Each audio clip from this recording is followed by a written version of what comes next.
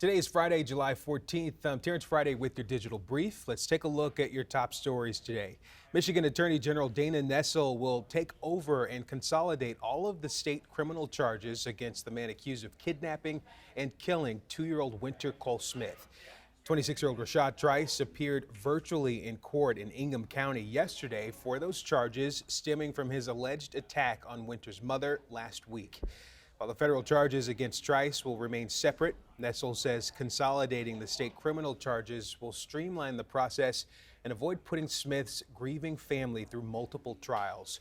We spoke with a former federal prosecutor about the complicated legal process. Multiple jurisdictions create a lot of problems for both the prosecution and the defense. You have to defend a case in multiple jurisdictions. And that's very difficult to do because there's competing proofs.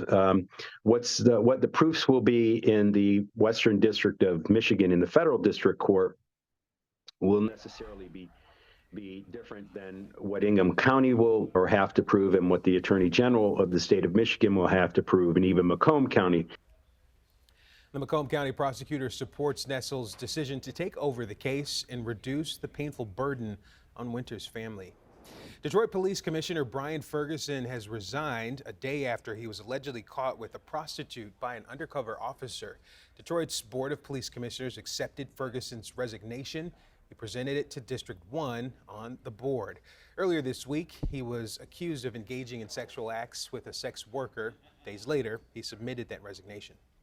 The next step to the seat would be the mayor appointing someone. 2024, there'll be a special election. And that special election, that person who wins the special election will have to run again in the regular election in 2025. Many on the board applauded the move, adding that it will help prevent any further distractions. An Ann Arbor woman now suing the U.S. Department of Veteran Affairs, claiming workplace discrimination. Tina Leth has now said that she faced continuous race and gender-based hostility from supervisors and coworkers, leaving her feeling powerless and undervalued. Leth's lawyer says that she spoke up to management, but that resulted in retaliation. You've got these male officers who feel as if she's not one of the good old boys. She doesn't look like us, she doesn't feel like us, she doesn't act like us, and we don't want her around. We don't respect anything she has to say, and we won't respect it.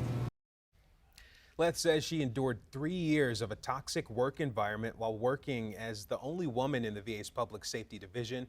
The lawsuit claims that she had to deal with her coworkers openly questioning her qualifications, and they often would physically block her from doing the job. Also, they would attempt to intimidate her. A former Oxford High School student and survivor of the 2021 mass shooting is now bringing other survivors of gun violence together in a heartfelt way. Zoe Teray started a nonprofit called SEE, which stands for Survivors Embracing Each Other. She created this initiative last year following the deadly mass shooting at Oxford. She says that she's even traveled to Uvalde, Texas, where another school shooting took place, and is now headed there again at the end of the month. Teray says that she wants to build a community of compassion for survivors. They understand completely what you've been through without judgment, without sympathy, just because they've been through the same thing themselves. And so being able to bring that feeling to all of survivors, and especially these younger students that are going through something, to be able to have these older people to look up to is, again, another goal for us. Teray plans to hold more events here in Michigan to help survivors of mass shootings. She's looking for others to join her initiative, as well as some donations. All right, let's turn now to next weather forecaster Stacy DeFord for a look at that Friday forecast.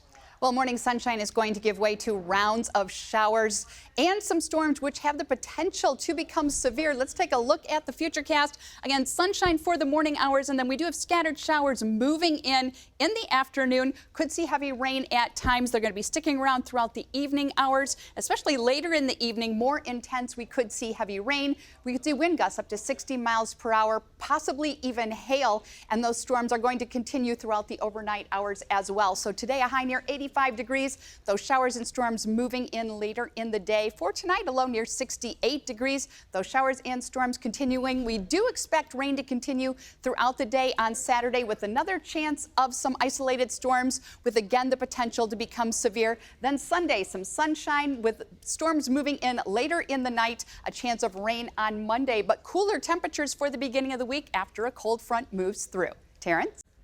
Stacey, thanks. That's going to do it for today's Digital Brief. For weather, news, and sports, we're covering it all for you here on CBS News Detroit. We're streaming live on the CBS News app and Pluto TV.